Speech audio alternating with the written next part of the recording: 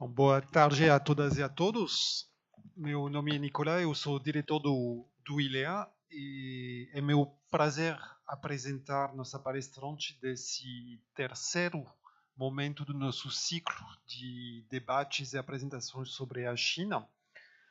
Hoje nós vamos dedicar a apresentação à literatura tradicional chinesa e com muito prazer, muito orgulho, muita satisfação que eu apresento então a professora Bai Lanling. A professora Bai é graduada no departamento de chinês da Universidade de Pequim, com doutorado obteve naquela universidade, que é uma das universidades mais reputadas, mais conhecidas da China. É uma universidade incrível que eu tive o prazer e a honra de visitar há alguns anos atrás. A professora Bai foi diretora do Centro de Ensino de Chinês para Estrangeiro na Universidade de Comunicação da China, de 2012 a 2007.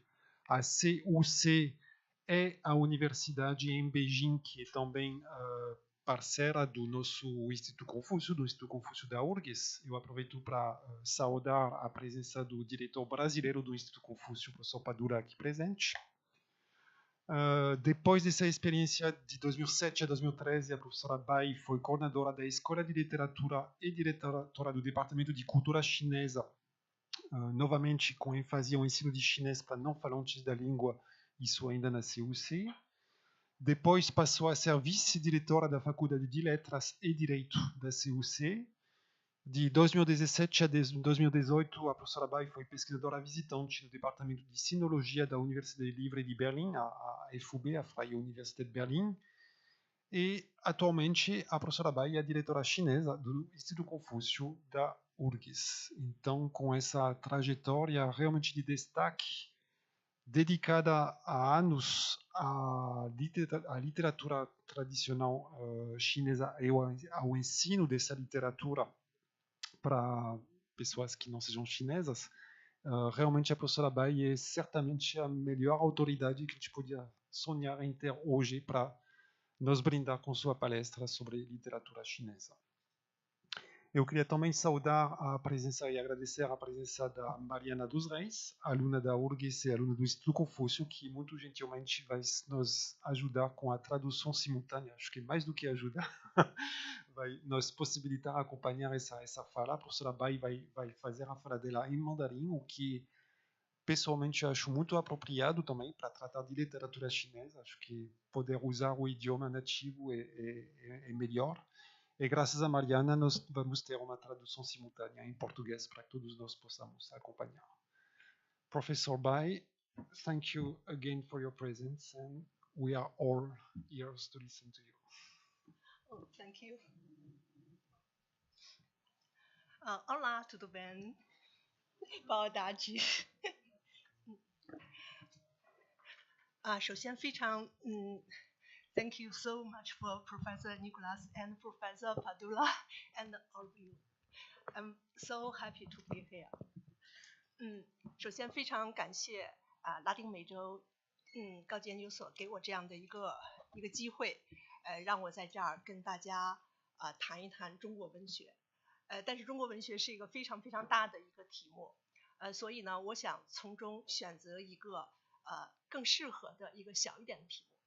因为我来自孔子学院，所以我就很自然地想到了孔子。所以我今天要说的是孔子和他对于《诗经》这样的一本书的评论。我们可以从这样的一个小的问题来尝试了解儒家的诗歌理论，并且从这个小的问题来尝试来看一看中国传统的古代文学的一些特点。我的文献的依据是来自于《论语》这部书中孔子他对于《诗经》的评论，这是我的文献依据。Primeiramente, boa tarde a todos. Sou a professora Bai. Primeiramente, queria agradecer, então, ao ILEA por proporcionar esse espaço para falar sobre literatura chinesa antiga. Como eu sou do Instituto Confúcio da Universidade Federal do Rio Grande do Sul, quando eu pensei sobre o que retratar sobre literatura chinesa, eu naturalmente escolhi o Confúcio. Então eu decidi falar de forma micro, sobre o Confúcio, para retratar de forma macro toda a literatura chinesa, sendo ele o ponto central que tem dentro da literatura chinesa. O livro que eu vou utilizar, então, é o livro Os Analectos, do Confúcio, que fala sobre o livro dos Cantares, que é um livro de poesia mais antigo que se tem registro na China antiga. Espero que com isso vocês possam ter uma ideia sobre a literatura chinesa antiga. 我们都知道孔子他是一位首先他是一位教育家，同时他也是一位政治家，一位思想家。另外呢，他会很多种乐器，他唱歌也唱得很好，可以说是一位艺术家，但是他并不是一个严格意义上的文学家，所以我们讨论他的诗歌评论，讨论他的文学思想。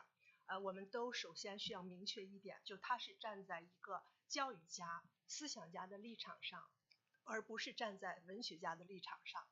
他的整个的诗歌理论和文学理论都有这样的特点。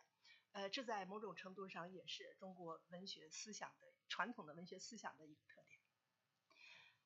Como todos sabemos, o Confúcio ele era um pensador, um político e também um educador. Além disso, ele também tocava diversos instrumentos chineses antigos e também sabia cantar muito bem. Então a gente pode considerar ele atualmente como um artista completo. Mas ele não foi um escritor.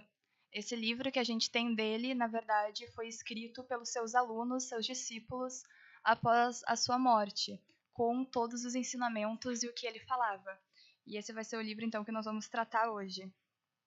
E também pensando que ele era um educador e um pensador, o ponto de vista dele sobre a poesia não é simplesmente do ponto de vista literário, mas do ponto de vista filosófico e também político. Então, ao falarmos da teoria do Confúcio sobre poesia, a gente precisa ter isso em mente. 孔子生活在2500多年前的中国春秋时期，也就是从公元前的551年到公元前的479年。那个时候中国的很多种文学还没有得到充分的发展，但是诗歌已经得到了长足的进步，而且出现了在中国文学史上非常具有经典意义的诗歌总集《诗经》。它一共包括305首诗歌，它的内容非常丰富，它的作者也来自于社会各个阶层，既有社会底层的民间的诗人，也有比较高社会地位的文人学者。因为文人对《诗经》的内容进行了很多改造，再加上官方的推广，所以在孔子的时代，《诗经》已经得到了广泛的传播。在人们心中，它变成了一部百科全书式的这样的著作，在生活中经常被人们引用。 O Confúcio ele viveu então há mais de 2.500 anos atrás, de 551 a.C. a 479 a.C., período da primavera-outono da China antiga, que é o nome que eles dão a esse período. Naquele tempo, entre os muitos gêneros literários, a poesia foi o que mais se desenvolveu. E essa coleção de poemas que a gente vai tratar hoje, que é o Livro dos Cantares, ele é, então, uma coleção que tem vários autores, desde autores que hoje em dia são desconhecidos, porque eles eram da parte mais baixa da sociedade, a grandes literatos que a gente sabe o nome e conhece e estuda até hoje, ou seja, com mais prestígio social. E esse livro ele contém aspectos de toda a vida social. E ele era de grande importância na época e também até hoje é utilizado para estudar, então, literatura chinesa. 诗经是孔子从事教育的时候比较重要的内容之一。孔子一生大部分的时间都在从事教育活动。那么在《论语》这部书中记录了很多孔子对于《诗经》的评论，以及他和他的弟子他们是怎么样去讨论《诗经》中的诗篇的。那这些在《论语》中的文字，今天让我们能够很好的来了解孔子。《论语》这部书其实并不是孔子自己写作完成的，是在孔子去世以后，由他的学生和他学生的学生，他们通过回忆来完成的，是孔子的一个言行的记录，是一个语录体。这是我们今天了解孔子思想非常非常重要的文献。Então, o livro dos Cantares era um livro que o Confúcio utilizava para dar aula de educação moral para os seus alunos. Ele citava essa coleção de poemas e utilizava os poemas para exemplificar o que ele estava ensinando para os alunos. Todos esses registros dos comentários dele, então, estão nesse livro chamado Os Analectos, que, como já havia dito, é um livro que foi escrito após a morte dele pelos alunos e também pelos alunos dos alunos, ou seja, os discípulos dos ensinamentos do Confúcio. E esse livro é o material mais importante que nós temos hoje para entender o pensamento do Confúcio. 在《论语》中有10几段文字，涉及到了《诗经》。那么它们涉及到的问题包括诗歌的作用、诗歌的内容、好的诗歌的标准。那这些呢，就构成了孔子诗歌理论的主要内容，也是我们所说的儒家的文学理论的重要的内容。Então, esse livro, Os Analectos, ele tem 20 artigos e mais de 15.000 ideogramas, caracteres. E desses 20 artigos, 10 deles tratam sobre os poemas do livro dos Cantares. Então, hoje nós discutiremos essas questões uma a uma, porque elas são as mais importantes para a gente entender, então, os pensamentos e os ensinamentos do Confúcio. 首先，关于诗歌的作用，孔子他的教育的最终的目的是让他的学生成为道德完善的人，而不是传授知识。然后等到这个道德得到提升之后，也不是独善其身，而是要投入社会生活，去做一个官员，去帮助别人，去实现自己崇高的社会政治理想。所以孔子他认为一个人的这个成长，一个人的修身，需要经过3个重要的阶段，就是所谓的兴于诗、立于礼和成于乐3个阶段。那这3个阶段的第一个阶段，兴于诗，就说明在第一个阶段，《诗经》是最最重要的一个课本，一个重要的教科书。当然，今天我们提到的《论语》的文本，我们是用这个圣保罗州立大学出版社出版的，这个来作为谱语的依据。Primeiramente, a gente vai falar então sobre a função da poesia. Apesar da educação fornecida pelo Confúcio ela ser em diversas áreas, a principal motivação dele não era o conhecimento que se passa através de livros, esse tipo de conhecimento. A principal motivação dele era a educação moral. E a educação moral dele, ele tinha como uso, então, a poesia. O propósito da educação fornecida por ele, então, era formar esse cidadão que fosse de alta moral, que ele chamava de cidadão perfeito ou cavalheiro, como a gente poderia traduzir hoje. O Confúcio encorajava seus alunos a se preocuparem com políticas sociais, a se tornarem funcionários do governo com alta moral e a realizarem elevados ideais sociais. Então, ele dividia o seu processo educacional em 3 etapas, que era erguer-se com os poemas, firmar-se com os ritos e completar-se com a música. E o que a gente vai ver hoje, então, é essa primeira etapa, que é erguer-se com os poemas, sendo a etapa inicial da educação. Como eu havia dito, então, ele utilizava esse livro como principal ferramenta, e o que a gente vai utilizar hoje é os Analectos de Confúcio, publicado pela editora Unesp, de São Paulo. A gente vai utilizar essa tradução para comentar alguns poemas. 在《论语》中，孔子还专门有一段话来解释为什么兴于诗，也就是为什么论语《诗经》这本书是修身第一个阶段的教科书。就他解释，因为诗是可以兴、可以观、可以群、可以怨，他有非常详细的解释。Então, tem uma passagem dos Analectos que explica por que ele considerava esse livro de poemas, o livro dos Cantares, tão importante. E eu vou ler, então, a tradução para vocês dessa passagem. O mestre disse: Pequeninos, por que ninguém estuda os poemas? Os poemas podem desenvolver associações, podem desenvolver a percepção, podem desenvolver a sociabilidade, podem desenvolver a crítica. Com relação ao que está próximo, vocês podem usar os poemas para servir ao pai. Com relação ao que está longe, vocês podem usar os poemas para servir ao governante.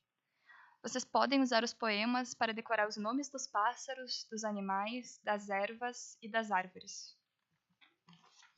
从这段话中，我们可以了解到，就孔子他的道德教育不是用那种抽象的思辨的方式来进行的，而是用很形象、很生动的，而且是诉诸于人的情感的这样的方式来开展的。那么他按照他的说法，从《诗经》中的故事中能够得到启发，能够让人的情感得到触动，然后在读诗的过程之中，情感得到升华，然后渐渐的变成一个更加高尚的人。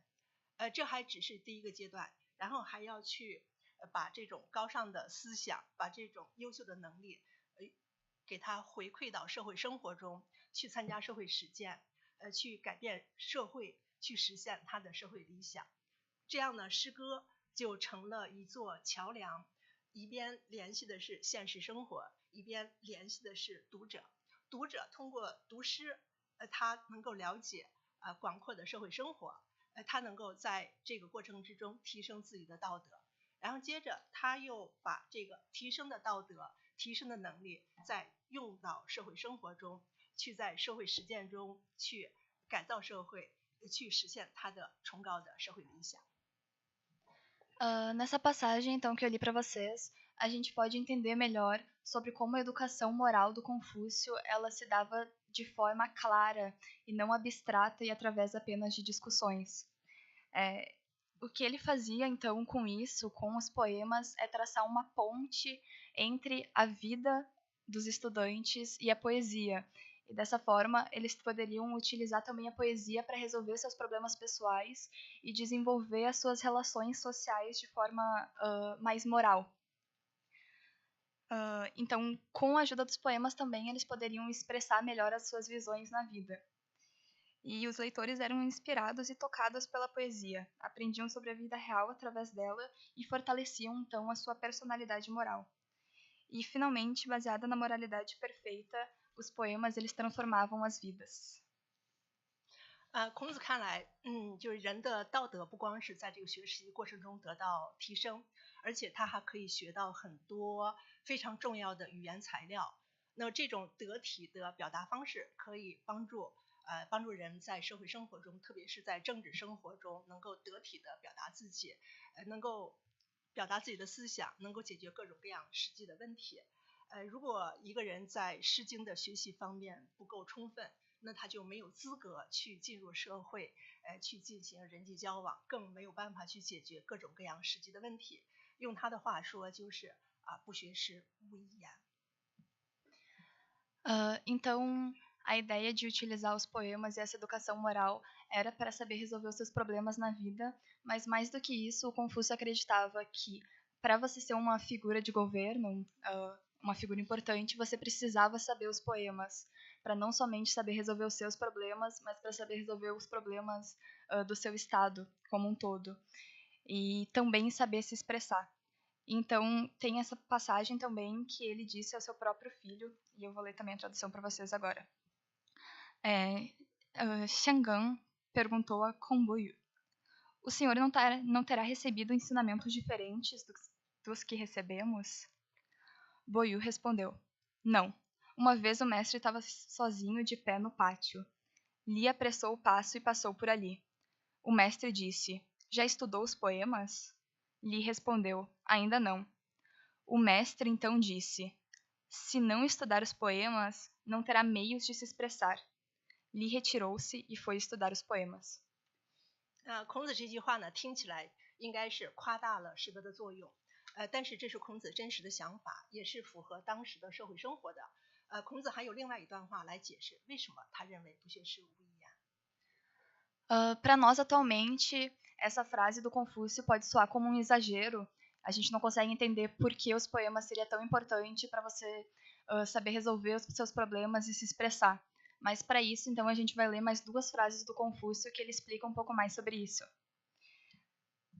O mestre disse: aquele que decorou os 300 poemas, se lhe derem funções políticas e não tiver êxito, se o enviarem como diplomata aos 4 cantos e não puder improvisar com desenvoltura, mesmo que tenha decorado muitos poemas, que utilidade terá? 中国古代的历史著作中有很多记载，说明在孔子生活的时代，人们在社会的政治、军事、外交各种场合中都经常引用《诗经》。当然，他们引用《诗经》不是从诗歌的原始意义上去引用的，而是结合当时的具体情境会有所发挥。那读者，就是听众和这个引用的人，因为他们对《诗经》内容都很熟悉，所以他们会结合当时的情境，心领神会，明白在这个情境下引用《诗经》是表达的具体的什么意义。所以我们就会看到，当时人们无论是想要表达批评还是赞美，无论是想要表达请求还是拒绝，他们往往不会直接说出，而是引用《诗经》中的诗篇。这样的话，它的表达既含蓄委婉，合乎礼仪，同时呢又能够达到自己的政治目的。那这样的一种话语方式，是符合当时的这种社会文化的，也是符合礼仪的要求的。Então, há muitos exemplos históricos de quando políticos usaram poemas para se expressarem. Ao usar os poemas, eles não usavam com o sentido original. Eles utilizavam trechos dos poemas para dizer o que eles queriam expressar. E essa ideia é que eles davam um novo significado temporário que dependia entre o locutor e o público, e assim era entendido.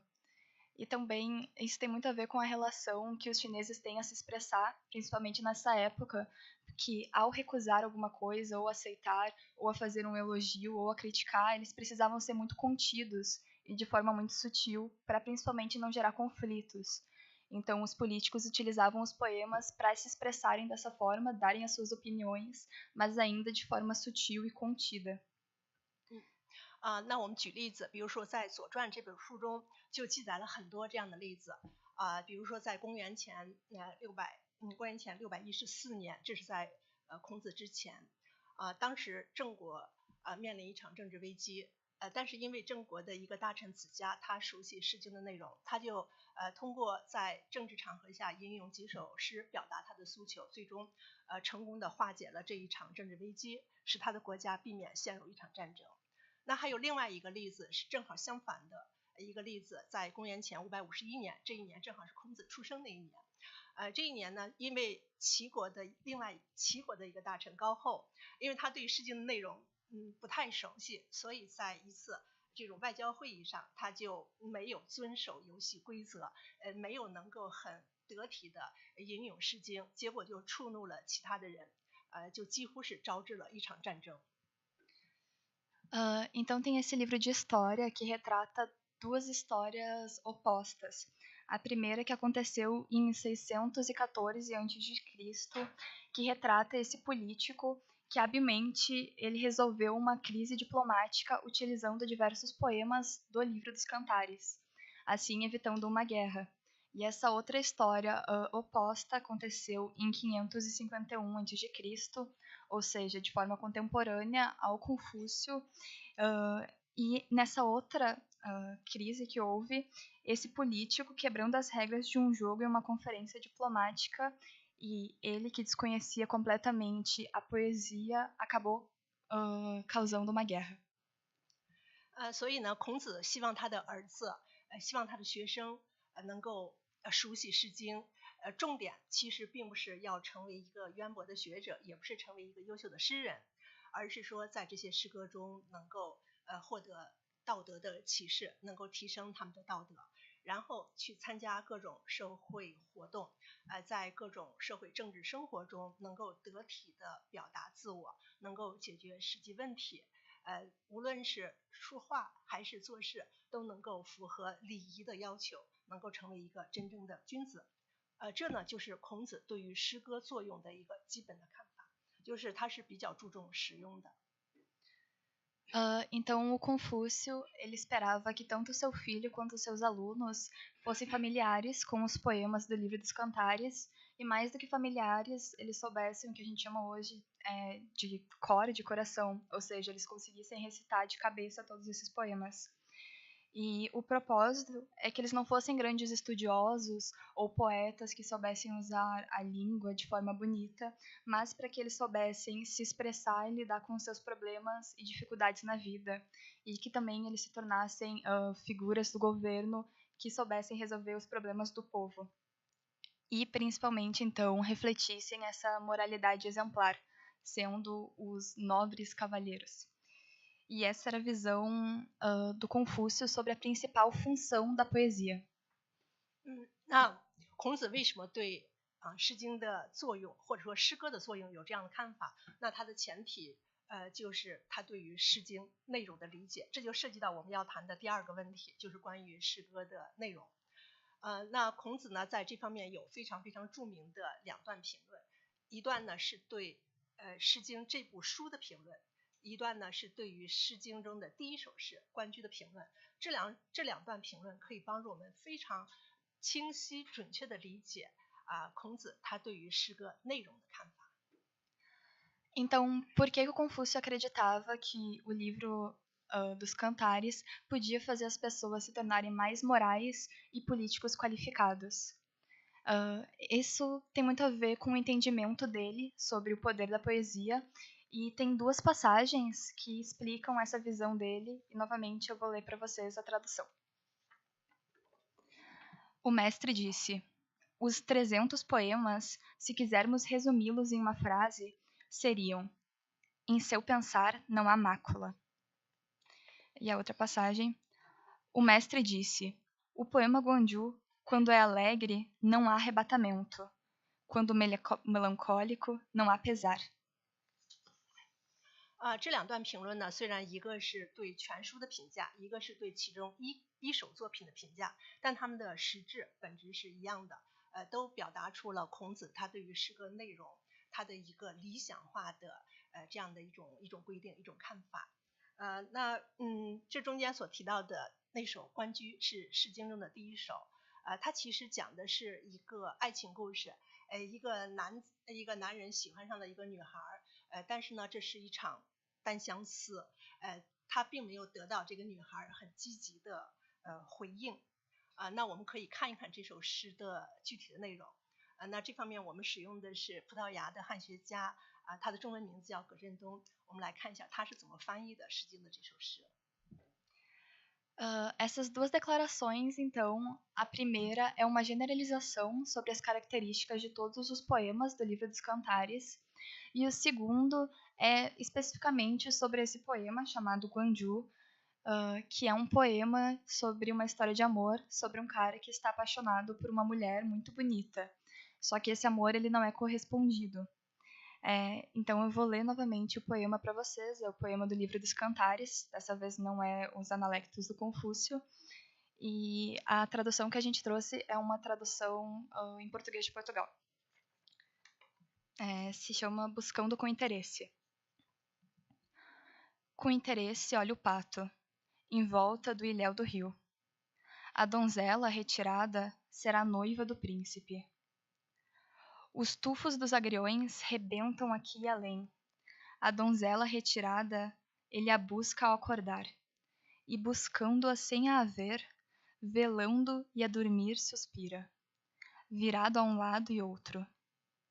Os tufos dos agriões, a um lado e outro, os colhem. A donzela retirada faz a harmonia do lar. Os agriões em raminhos, aqui e além vão à mesa. A donzela retirada festejam sinos e adufes. 这首诗中呢，我们可以看到非常复杂的爱情心理，一方面是沉浸在爱情中的这种美好，还有一种呢就是得不到爱情的这样的一种痛苦。那我们注意他在写法上也非常巧妙，他用了象征和对比这样的方法。那这个象征呢主要是2组象征，一个呢是反复出现的水鸟，雌雄水鸟的和鸣它可以象征爱情的幸福美好。还有呢就是水草反复出现，那这个人想办法用不同的动作去采摘水草，其实可以表达这个男子对于女孩的各种追求，虽然是没有结果的追求，这是象征。然后对比呢，我们可以看到在现实生活中，男孩喜欢这个女孩，并且陷入其中，感到非常的幸福，非常的美好，但是他又得不到，因此辗转反侧，难以入眠。而在诗的最后，他又在想象中写了一场非常盛大的婚礼，那就把这种现实生活中的不完美跟理想中的想象中的婚姻形成了一个非常非常强烈的对比，所以这首诗在写法上也是非常精彩的。Esse poema, então, ele é sobre a complexidade da psicologia do amor, e ele trata sempre com duplicidade, ao mesmo tempo que ele está muito feliz por estar imerso no amor, que o completa, ao mesmo tempo ele tem a dor de não ser correspondido. E esses símbolos, então, duplos, eles se repetem em várias formas. O primeiro símbolo é um par de pássaros cantando felizmente, que é uma metáfora para o amor entre um homem e a linda mulher. O segundo símbolo são as plantas aquáticas que estão flutuando na água e as pessoas usam diferentes maneiras para pegá-las. Isso pode ser entendido como os esforços do homem para conseguir a garota. Ele também usa o contraste, então, entre realidade e imaginação. Na realidade, o homem está sofrendo pelo amor e não consegue nem dormir. Mas nessa parte imaginética, então, ele tem um casamento e se casa com a linda garota. 在这段评论里面，我们需要注意孔子说的乐而不淫，爱而不伤。他关注的重点不是表达了什么样的感情，不是爱情有多美好，而是表达感情的方式。在他看来，无论是表达那种快乐的还是悲伤的，它都是有所克制的，都是恰到好处的，都是符合礼仪的规范、礼仪的要求的。在孔子看来，这种情感表达的方式，是一种比较理想的状态，这也是他希望他的学生、他的儿子都应该去尝试去学会的。Então, o que importava nesse poema para o Confúcio, que ele queria passar para os seus alunos, era não o sentimento de amor, mas essa forma de expressar os seus sentimentos. Ele acreditava que essa forma de expressar os sentimentos, que ao mesmo tempo é polida e contida de certa forma, mas ao mesmo tempo é calorosa e apresenta todas as emoções de maneira sincera, ele achava que isso era o ideal e que representava também essa ideia de moralidade e benevolência, essa forma de expressar os sentimentos. E era isso que ele esperava, então, que os seus alunos aprendessem com esse poema, aprender a se expressar de forma bonita e também benevolente e sincera. 也就是说，孔子对于关雎的评价，不光是赞美他的感情是真的是美的，他更关注的是善。了解了这一点，我们就很容易理解孔子他对于全诗的评价，就是思无邪。这首思无邪这句话是来自于《诗经》中的《君》这首诗，它本是这首诗中的一句话，孔子把它拿出来作为对全书的评价。Então, com essa visão do Confúcio sobre esse poema específico, a gente pode entender a visão dele sobre todos os poemas no livro dos Cantares. Era então uma forma de demonstrar de forma concreta a moralidade e também a expressão dos sentimentos. E essa passagem específica do comentário do Confúcio vem de uma sentença de um poema chamado Jong. 孔子的评论就思无邪这3个字，其实是引发了学者应该说2000多年的讨论，它到底是什么内容？有的人认为这只是对于《诗经》的内容的评价，也有人认为这个评价既包含了内容，也包含了这种语言表达的形式。其实把这句话放回到《诗经》的文本，我们就会发现，这本来是对鲁国的国君的一个赞美。就在这个作品中写到，鲁国的国君他很有眼光，他养了很多马匹，养了很多很强壮的马，就说明他是一个心地善良、关心百姓，同时呢又有很好的能力，能够帮助他的国家变得很强大。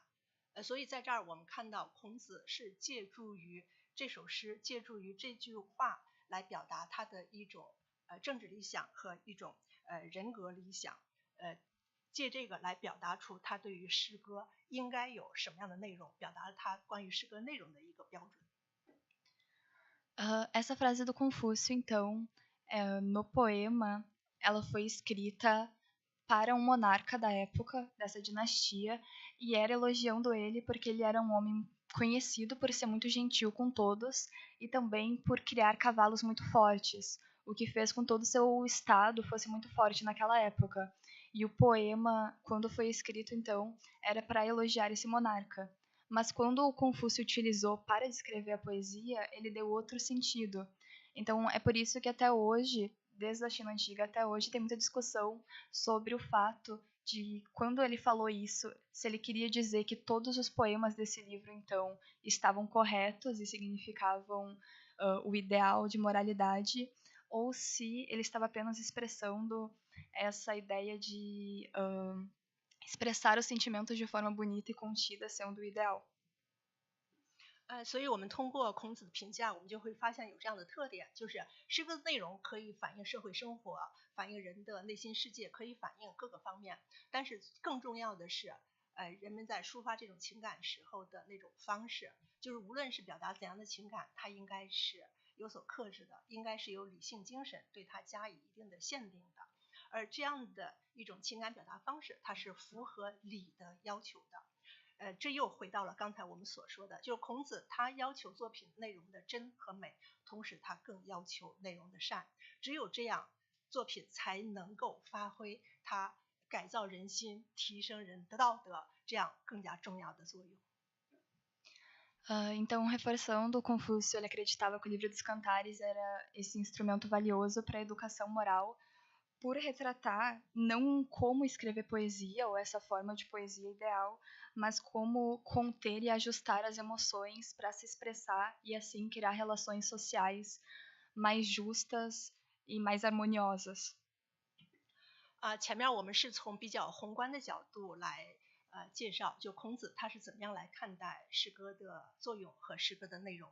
那下面的时间呢，我想我们从一个微观的角度来拿一首诗作为例子来看一下，一首诗它到底怎么样能够进行道德的教化，这样我们就能够更容易理解孔子他心目中《诗经》是一个怎么样的书，它到底是如何发挥具体的教育作用。Então, até agora nós vimos sobre a função da poesia na visão do Confúcio e também a forma da poesia na visão do Confúcio, mas no tempo que nos resta, eu gostaria de ver de maneira micro como esses poemas se aplicavam na vida deles, para explicar por que o livro dos Cantares era essa obra perfeita na visão do Confúcio. 我们在解读孔子对于《诗经》的评论的时候呢，我们会很惊讶的发现，就孔子的解读有非常大的这种弹性，这种自由度。他往往能够从一个故事中能够读出某些哲理、某些原则，然后再把这些哲理、这些原则运用到人格教育，运用到社会生活中。在这方面最典型的例子就是《诗经·卫风·硕人》孔子对这首诗的评论。这首诗其实是写的非常非常美的一首诗，写了一个出身高贵的非常美丽的公主，她结婚的时候这个婚礼的盛大的场面。这首诗呢虽然有点长，一共分4段，但是我们值得把它的全文我们一起来听一听，读一读。Nós ficaremos surpresos, então, ao saber como Confúcio usava de maneira flexível os poemas para dar essas regras filosóficas e sociais. E o exemplo mais clássico é a discussão entre o Confúcio e o seu aluno Shoran. O poema é sobre as circunstâncias do casamento entre um nobre e uma bela princesa. E o poema ele celebra, então, a beleza estonteante da princesa com muitas metáforas, tanto falando da sua beleza natural, quanto das suas vestimentas e adornos que ela colocava em si. E esse poema eu também vou estar lendo para vocês, e ela pede a paciência de vocês porque é um pouco mais longo, mas ela disse que vale a pena. E se chama A Beldade. A beldade, que imponente, vestida de seda as flores, filha do Marquês de Dege, mulher do Marquês de Veve, irmã de um futuro herdeiro, cunhada que é do Reco, e não menos de Daco. Seus braços são quais vergôntias, e a pele essência coalhada. Qual orgulho é o pescoço, dentes de melão e a testa, semelhante é da cigarra. Com sobrancelhas em arco, se chala a rir é com graça. E que belo seu olhar! A beldade, que estatura! Parou ela nos subúrbios, a quadriga era robusta, e as rédeas de seda branca. Por entre belas cortinas, de falsão chegou a corte. Retiraram-se os ministros, para não maçar o marquês. Espreia-se do vasto rio a corrente rumo ao norte. Nela se lançam as redes, abundam os esturjões. Crescem viçosas as canas, que primor de dama, que brio dos cavalheiros. 孔子和他的学生子夏有一段非常非常著名的评论，就是在讨论这首诗。他的学生问他诗中所说的巧笑倩兮，美目盼兮，到底说的是什么？这首诗到底是什么意义？然后孔子给他的回答非常的简单，就是讲会诗后述。在《论语》里面就记载了这段非常非常有名的对话。 Então, de que maneira o Confúcio discutiu com os seus alunos a respeito desse poema? Tem um diálogo muito famoso, e com a licença de vocês, eu vou ler mais uma vez esse diálogo. Zixia perguntou: quando sorri, surgem covinhas em suas bochechas. Que gracioso! Belos olhos, cílios e sobrancelhas, tudo em seu lugar. Sobre a pele, branca de pomada, virá maquiagem e cor. O que quer dizer esse poema? O mestre respondeu: a pintura sucede-se ao fundo branco. Zixia disse: então os ritos só podem vir depois? O mestre disse: aquele que me inspira é você, Shan. Já posso começar a conversar com você sobre os poemas. 孔子的评论虽然非常短，只有4个字，但是它包含了我们可以看到至少有3层含义。它的字面的含义是说，怎么样才能够画出一幅漂亮的画？绘事后述好像是在讨论绘画的问题。绘事后述是说，如果我们想得到一个完美的一幅画，我们首先需要一个完美的画布，它是干净的，没有任何污染的。在孔子那个时代，主要是丝绸，这是第一步。同时呢，我们还需要有一个高超的画家，他有很好的技术，两方面结合在一起，就能够画出一幅，就才能够生成一幅完美的画。那孔子的这句话，这层含义是从诗歌的原始意义中抽出来的，因为在这首诗歌中，这位美丽的公主，她首先天生丽质，长得漂亮，就是说她的天然的美首先应该具备，然后她还有精心的化妆，她还有非常华丽的服饰，也就是内在的美和外在的美两者结合在一起，才成就了这样的一个完美的女性。那他的学生子夏，他的回答说礼后乎，这实际上就是把这个回答推到了第3层。那第3层也是孔子最关心的这个最高的一个层次。这个层次呢，实际上为什么说礼后？那礼后于什么呢？那应该是礼后于人，或者礼后于德。一个人先要，就对于一个人，当然在孔子那个时代主要是男人，社会上的男性，那他的内在是什么呢？就对于女性来讲，天生丽质是她的那个内美，那对于君子来讲，应该是高尚的道德，这是他的内在的美。那只有这个是不够的，还要有另外的第2层，也就是后天的人为的。而这个后天的人为的，对于孔子和他的弟子来讲，就是礼仪的修养。所以在孔子看来，他从一个完美的女性的故事中，他得出的是一个君子应该如何养成，既要有高尚的内在的美，又要有完善的礼仪的修养，两者结合，这才是一个完美的人，这才是一个真正的君子。Então o comentário do Confúcio ele foi feito com apenas 4 ideogramas, que é uma coisa comum, principalmente na China antiga, mas esse comentário que ele fez pode ter até 3 significados. O primeiro significado, então, é a respeito de, para um pintor fazer uma pintura, primeiramente ele precisa de uma tela que esteja limpa e em bom estado. Então, ali no poema está retratando a pele branca da moça bonita. O segundo significado, então, seria que o pintor também precisa ser habilidoso em técnica, para assim formar uma pintura bonita. E daí isso retratado no poema é essa junção dessa moça que ela é naturalmente bonita, mas ela também tem essa beleza artificial, ou seja, ela está com adornos e com uma maquiagem e roupa, vestimentas bem feitas. Então, a combinação dessa beleza natural e essa beleza artificial faria essa princesa perfeita. E também tem esse terceiro significado, que é o que ali nesse diálogo entre o Confúcio e seu aluno é fornecido pelo aluno do Confúcio, que é: uma pessoa deve ter tanto a nobre moralidade quanto palavras externas que estejam de acordo com a nobre moralidade. Então, essa combinação de ambas faria a pessoa perfeita e esse homem de virtude.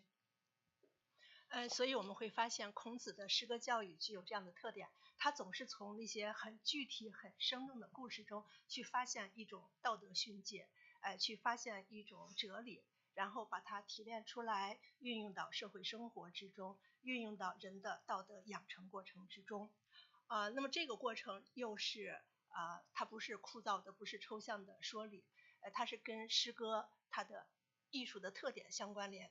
因为诗歌有高超的这种艺术表现能力，所以它能够从这种比喻啊、象征啊、对比啊，从这些非常巧妙的文字之中，能够迅速让他的思维上升，能够从一个故事中能够看到它的象征意，能够看到它的引申意，所以它的这个过程是充满乐趣、诉诸情感、富有想象的。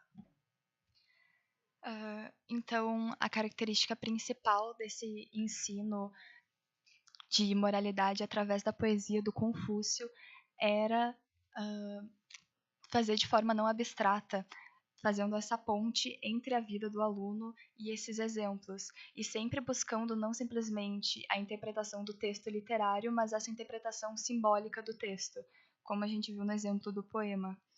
E dessa forma ele conseguia tocar as emoções dos seus alunos e trazer de forma prática como eles deveriam agir em suas vidas. 好，那到这儿我们就可以对孔子的诗歌理论做一个小结了。首先是跟作品的内容有关系，就孔子主张在诗歌中去反映社会现实，去表现人的精神世界，可以表现非常非常丰富的情感和思想。但是无论是表现怎样的思想、怎样的情感，它应该是恰到好处的，应该是避免那种偏激极端，应该是含蓄的、委婉的。这是第一点。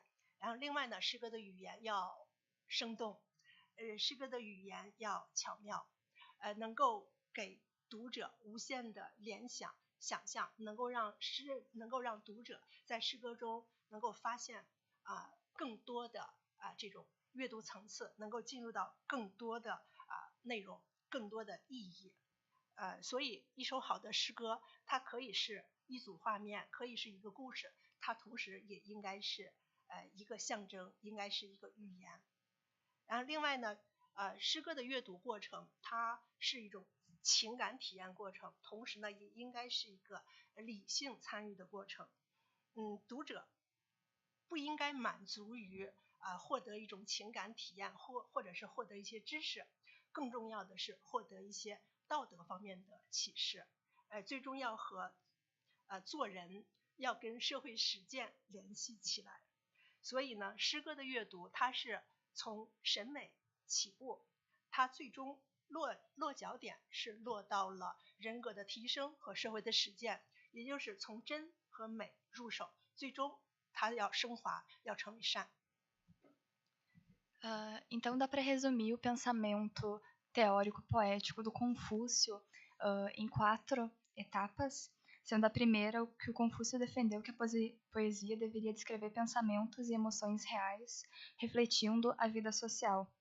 A expressão de pensamentos e emoções deve evitar extremos e priorizar a beleza, utilizando a elegância dos eufemismos. O segundo, então, a linguagem poética é linda e vívida, que pinta imagens, assim estimulando a imaginação dos leitores. Cada poema não é somente uma história, mas também um símbolo e uma alegoria. A leitura, o terceiro, então, a leitura é uma combinação da experiência emocional e o pensamento racional. O objetivo dos leitores não deve ser apenas receber o conhecimento, mas também a purificação espiritual. E quarto, a leitura da poesia começa com a estética e ela termina na educação social. A beleza ela deve terminar então com gentileza e benevolência。我们大家都知道，孔子是儒家思想的创始人和代表人物，他的思想核心是仁和礼。那这些呢，在他的《诗经》评论中也得到了非常非常充分的体现。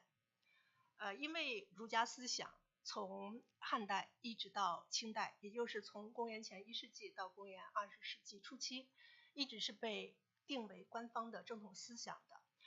而《论语》和《诗经》又被定为儒家的经典著作，所以孔子对于在《论语》中所记录的孔子对于《诗经》的评论，就在中国广泛的流传，影响了中国的诗歌写作和诗歌的评论，甚至影响了整个中国古代文学的走向，乃至影响了中国文人的精神世界，构成了中国文化传统重要的组成部分。所以呢，我们今天来回头来解读在《论语》这部书中所记载的孔子对于《诗经》的评论，虽然它是一个很小的一个个案，但是呢，我们可以以小见大，可以从中来了解孔子的思想，并且把它作为开启中国古代诗歌乃至开启整个中国古代文学大门的一把钥匙。Certo, então como todos nós sabemos, o Confúcio ele foi o fundador do confucionismo, que foi o principal pensamento religioso na China desde 140 anos antes de Cristo até o início do século XX. E sendo o confucionismo o principal pensamento religioso e tendo o livro Os Analectos como o principal livro que representa o pensamento do Confúcio, ele se tornou uma leitura obrigatória para entender o pensamento confucionista, mas também entender a literatura chinesa antiga.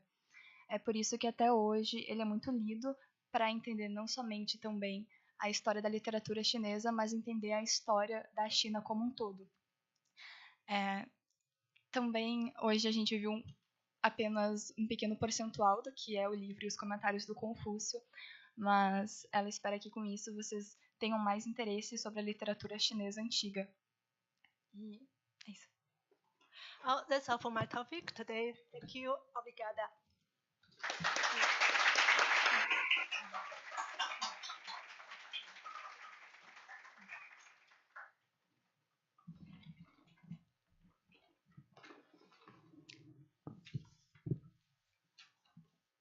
Eu estou meio sem palavras. É difícil dizer alguma coisa que pareça minimamente inteligente depois de poemas e comentários tão profundos. Temos um tempo para perguntas. Eu queria saber se alguém do público teria um comentário, uma pergunta.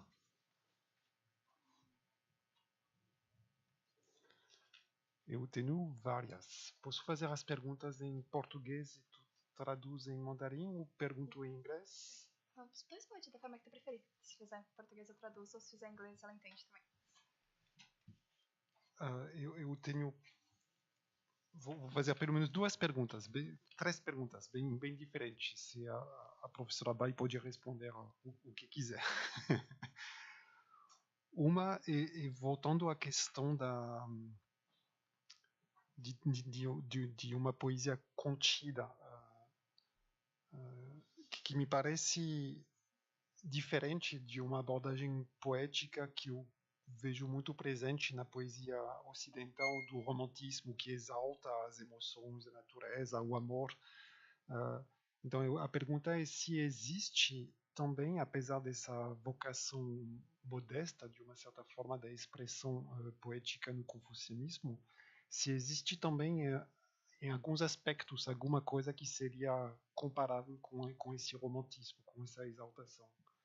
OK， 就是它有2个问题，第一个是，他觉得中国的句式跟我们的真的不一样，所以他觉得我们的很冷漫。他想问你，你觉得中国也有那个冷漫的句式 ，like really exact simply？这是第一个，是第一个。A segunda pergunta？ A segunda pergunta é sobre a didática associada à poesia, até onde eu entendi, o recado dado por Confúcio aos seus discípulos é muito leiam os poemas, decorem os poemas. Eu queria saber do espaço que existia na filosofia literária do Confúcio para a criatividade dos alunos. Talvez ele chamasse também os alunos a escreverem seus próprios poemas. Então a pergunta é o quanto o Confúcio abria espaço não só para decorar e repetir, mas também para enriquecer, complementar, ser criativo a partir dos poemas do livro dos Cantares. OK， 第二个问题是，他孔子学院的学校，他们学习的笨法，他问你，他们都那个句式很多，但是他的问题是，如果他们想写 like Confucius view tell them to write poems also or not？ 这样的问题，明白了吗？明白，就是说，就是说学习就是孔子的教育对于大家中学的学生会有什么启发？是的，to inspire their imagination， 你黑板的时候用很人语的。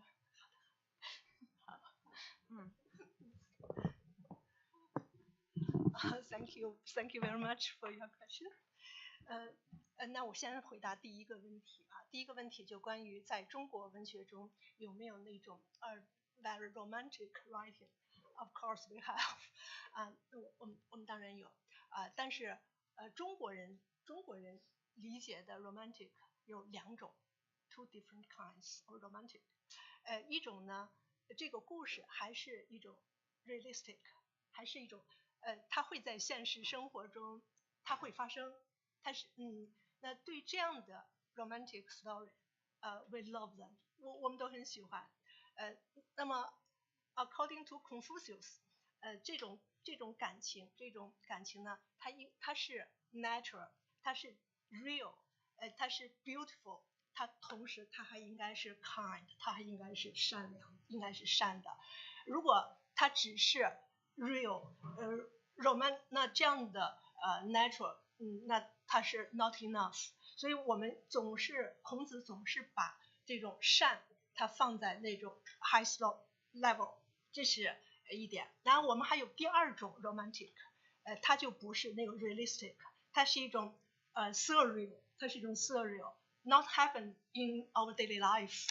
那对这样的 story， 那中国人的态度就 quite different。 有的人就会很喜欢，觉得so gorgeous imagination， 但是也有人并不喜欢。他们因为我们的传统，大家更习惯的是孔子的他对于现实生活的关心。就孔子还是希望人们 pay attention to daily life。他有一段非常有名的话，就是他对于那些surreal， 就是那种超过现实的故事，他认为人们不应该太关心这样的内容。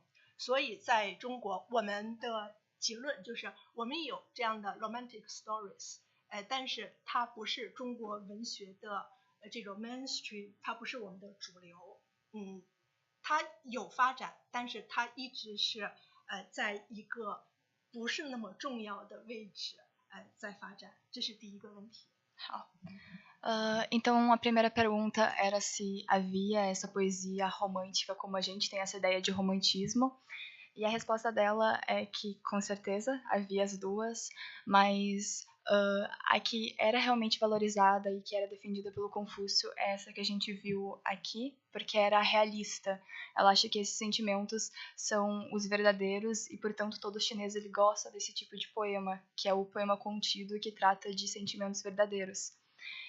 Essa ideia de poesia um pouco mais romântica, um pouco mais expressiva para eles não é real, pelo que ela disse, e também existe, mas daí não é estudado como alta literatura. A alta literatura que eles têm é esse tipo de poema, e ela também cita essa frase do Confúcio que é sobre o mestre não falar sobre aberrações, bravura, insurgências e espíritos, que é sobre não falar sobre coisas fantásticas. Então esse amor que é muito romântico, que a gente tem essa ideia hoje em dia, seria algo fantástico na visão dele. É isso que eu lembro, porque ela falou bastante.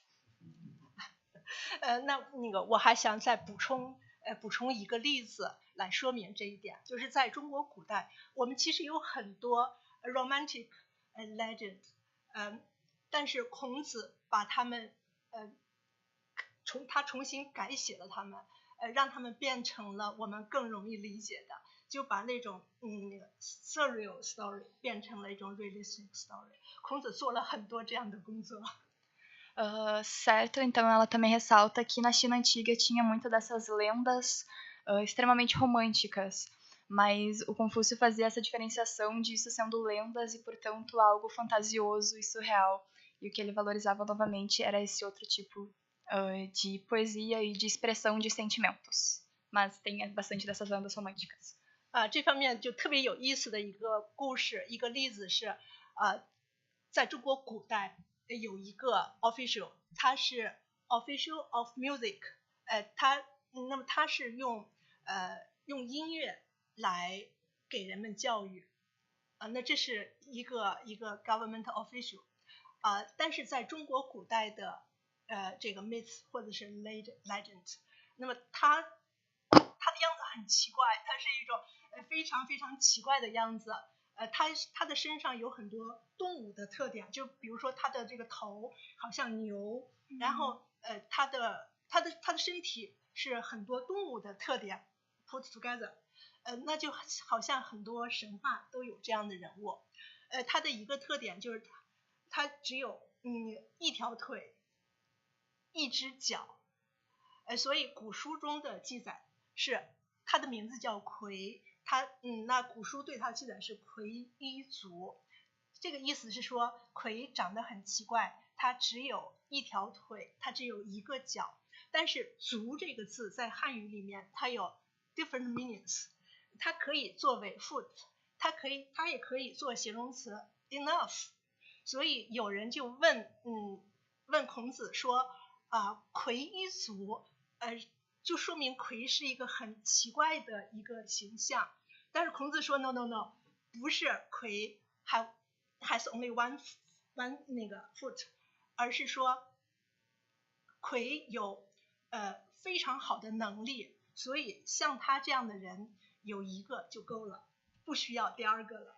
所以我们看到一个很奇异的，就是非常非常奇怪的、非常特别的形象，被孔子就变成了一个道德高尚的、很有能力的一个官员，和我们每个人是一个样子了。就孔子有很多这样的例子，就他把那种有 romantic imagination， 然后就变成了就是变成了一个很普通的人物，变成了很普通的故事。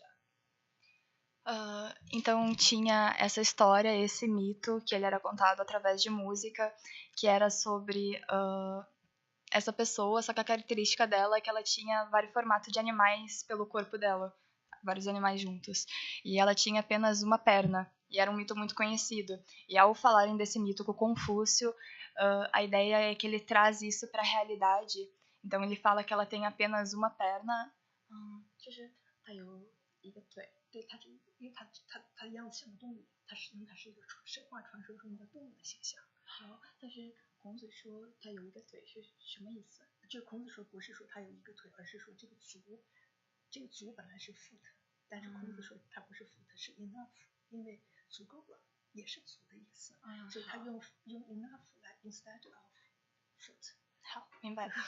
Tá, então isso que era uma história romântica, o Confúcio trouxe e ele pega um quesito dessa história, que é o fato de que ela só tem uma perna. E daí na música eles usam um ideograma para falar, uma palavra para falar que ela só tem uma perna. Só que essa palavra também pode significar outras coisas. E o que ele traz é que, na verdade, isso significa que é o suficiente. Então, ela tem o suficiente. E essa história é meio que para retratar que, através de uma história que era para ser muito romântica, ele trouxe essa ideia moral disso. Ensinamento moral em cima dessa história.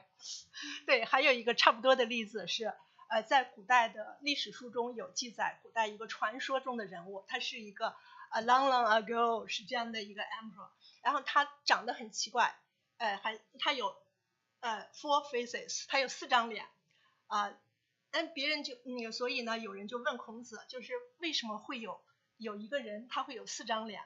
那孔子说 No, not four faces， 而是说因为他的道德很高尚，因为他很有能力，所以呢 all over the world 大家都愿意 under his control， 都愿意follow him， 所以呢是说 people from different directions love him， 不是说 he has four faces， 他就又把一个 magic story 又变成了一个普通的一个人间的一个皇帝。Também tem esse outro mito que era sobre uma pessoa que tinha 4 faces, uma em cada direção.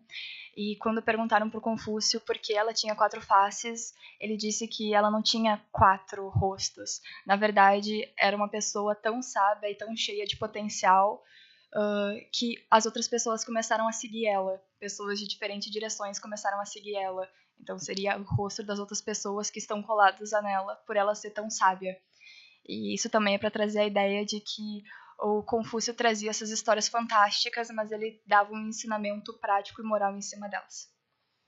所以可以说在孔子以前，中国有很多很浪漫的那种神话，那种romantic legend， 但是孔子改变了很多，因为孔子在中国他的很特殊的地位，所以呢他的这个 explanation 就变成了那种 conclusion， 然后就影响了我们，所以我们的那种这种 magical stories 就变得越来越少了。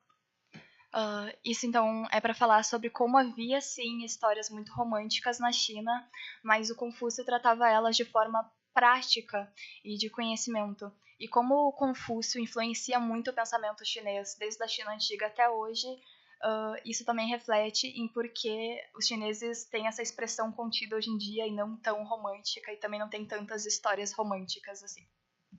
A nossa ideia de romântico. 所以呢，我认为就孔子他关心我们的 realistic 那个 word， 这是非常好，他关心人们的生活，他关心国家的这个进步，这是好的。但是他让人们的这种 imagination， 他让人们的想象就被 cut 被 kill， 那也有影响了中国的文学，所以当我们去 try to understand Brazil literature 或者是 Latin American literature， 我们经常会觉得 very difficult。Então é essa ideia de que o Confúcio trazia o fantasioso para o real e para o comum. Então isso influenciou a literatura chinesa para ser muito fincada no que é real mesmo até hoje. E por isso, quando os chineses eles vão estudar a nossa literatura brasileira ou a literatura latino-americana, eles acham bastante difícil de entender, porque para eles é muito fantasiosa e muito pouco pé no chão. 就它对于我们今天的中国人，我们在看一个电影，我们在看一个小说的时候，我们还是受到孔子的影响，我们会说what's the meaning？ 就我们总是要 try to find a meaning， 我们总是要这样，这是一直到今天，我们还是在受到孔子的影响。Então, quando os chineses eles vão assistir algum filme ou eles vão ler algum livro, alguma novela que não seja chinesa, eles sempre se pegam pensando, mas qual o significado disso? Qual a simbologia disso? E isso é uma influência direta dos pensamentos do Confúcio. E por isso se torna um pouco difícil esse intercâmbio cultural para eles. 好，第二个问题啊，我觉得第二个问题是一个特别好的问题，但是也是一个特别难回答的问题。A segunda pergunta, então, ela acha que é uma ótima pergunta, que foi a pergunta que o professor fez a respeito de se o Confúcio incentivava eles a escreverem e usarem a imaginação, mas ela também acha que por ser uma pergunta tão boa, é uma pergunta bastante difícil de responder. 至少我们可以从中国的这种传统中，我们会发现我们总是就有两个方面，就是我现在我能想到的两个方面。一个方面是我们经常给很多事物给很多东西一种道德的意义，就是我们会在很多事情的这个名称上有我们的一种 judgment， 有我们的一种道德的评价，它是好的还是不好的，就它可能就是一个普通的词，但它背后有我们对它的一个道德的评价。就比如说我们在学很多词的时候，在汉语里面就跟狗有关的词，那我们就会发现有很多都是不好的词，都是批评的词，就我们会在很多词语里面有一种判断，就认为它是好的还是不好的，我们很容易对一个事情去进行它是好的还是坏的，它是对的还是错的这样的判断，这是一点。然后第二呢，就是就中国文化的特点，第一就是刚才我们说它注重这种道德的评价，道德的判断。然后第二个呢，就是有很多我们想要表达的内容，它不会直接说，它会用一种 indirect way 来表达。所以我们在学汉语的时候，可能就需要注意，有的时候它的这个汉字的意思跟它实际表达的意思不一样。就我们经常说我们一句话可能就会有 different levels，因为我们有 different meanings，所以这可能就是中国文化的特点，这跟孔子的教育有关系。Então, o que ela está falando um pouco é sobre a influência do Confúcio na escrita chinesa até hoje. E o primeiro ponto que ela traz é sobre os chineses eles serem muito julgadores, isso nas palavras dela. E então ela fala que os chineses, ao verem uma palavra, eles vão julgar se ela está certa, ou se ela está errada, ou se ela é boa, ou se não é. Então, como se fosse muito difícil para os chineses escreverem textos por causa dessa escolha das palavras. E o segundo ponto é... Eu esqueci. Peraí. 第二个是说，虽然人们很喜欢进行这种判断，但是这种判断不会直接说，不是这个 judge direct， 而是一种 indirect。好的。A segunda, então, é o fato dos chineses até hoje eles serem muito discretos e ao se comunicar, ao escolher falar, eles vão escolher uma linguagem mais informal ou uma linguagem mais formal. Tem vários níveis que eles escolheriam para se expressar. E daí tudo isso dificulta eles na escolha das suas palavras e na sua escolha de expressão. E ela acha que tudo isso é influência do Confúcio até hoje.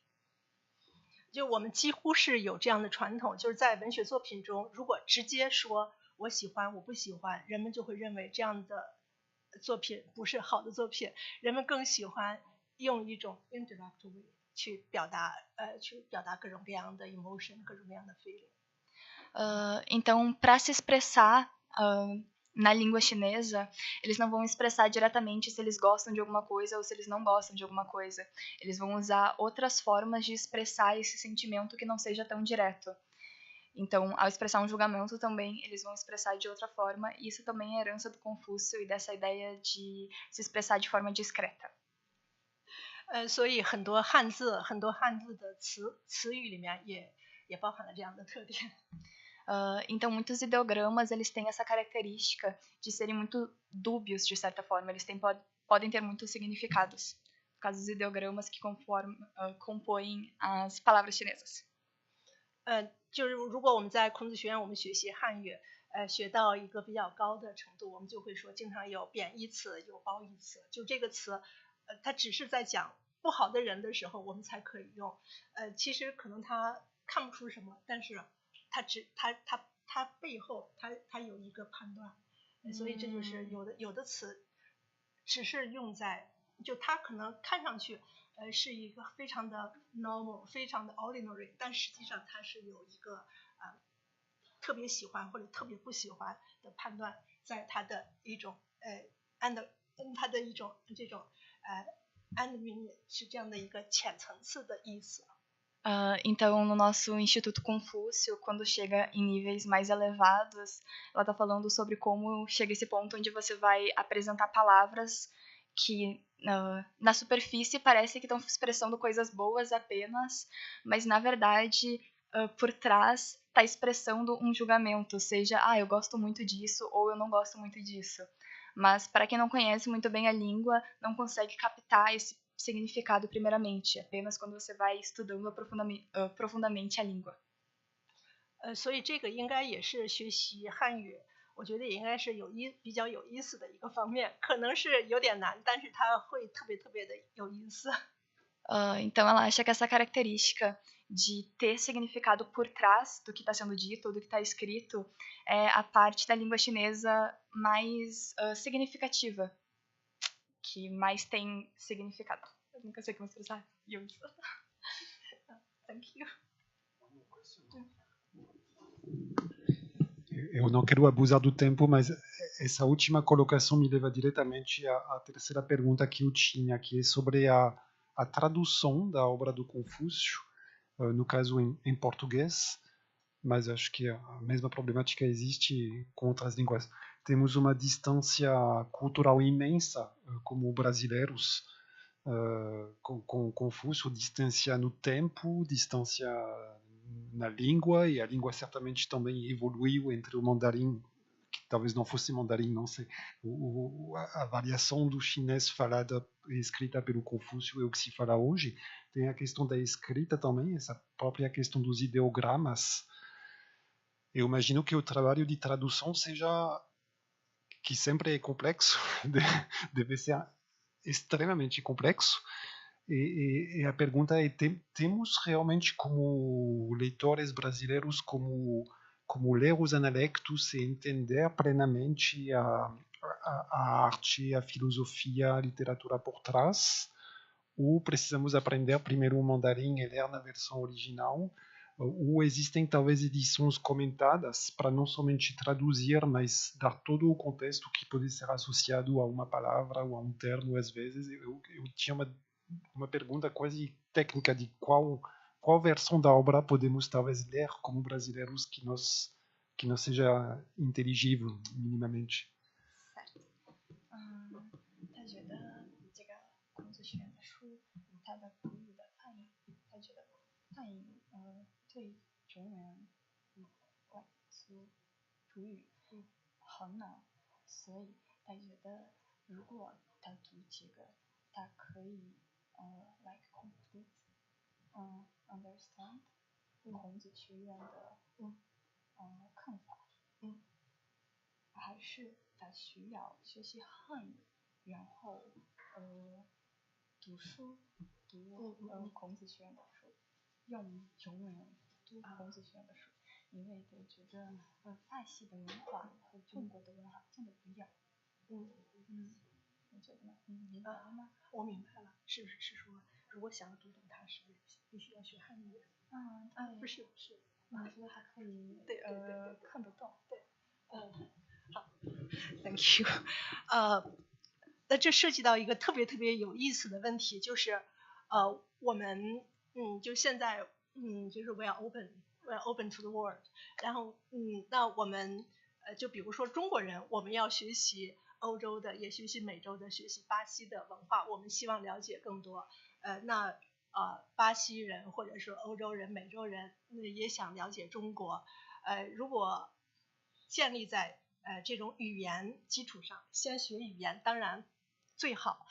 但是他可能不一定每个人都有时间，都有机会去学习。那我知道在巴西有很多，而且是越来越多的人了解中国。有一次我开会，是中国学者的开会，然后他们告诉我说，在巴西研究中国的巴西学者，比研究巴西的，就是在巴西研究中国的巴西学者，比在中国的研究巴西的中国学者要多，就是更多的巴西学者对中国感兴趣。那我想，他们的越来越多的人研究，那他们对中国就会有更多的了解。所以我相信以后会有非常好的介绍中国的思想的这样的作品，这样的书能够介绍给巴西人，用葡萄牙语来介绍。我相信以后一定会有很多种比如说这个《俄语》这部书的翻译本。当然在这个过程中呢，我们有孔子学院我们也有中国人。我更希望的是中国的学者和巴西的学者，我们一起来合作，一起来翻译和解释它。我想可能这是最完美的。好。Então, ela disse que essa é uma pergunta também muito interessante e que cada vez mais a China tem interesse em outros países, como tem interesse no Brasil e no Ocidente como um todo, e ela vê que isso também acontece o oposto. Cada vez mais os brasileiros e outros países, o Ocidente, têm interesse na China. Então, hoje, atualmente, o número de estudantes que tem na China estudando sobre chinês que sejam estrangeiros é muito grande, assim como tem um número muito grande de chineses estudando aqui.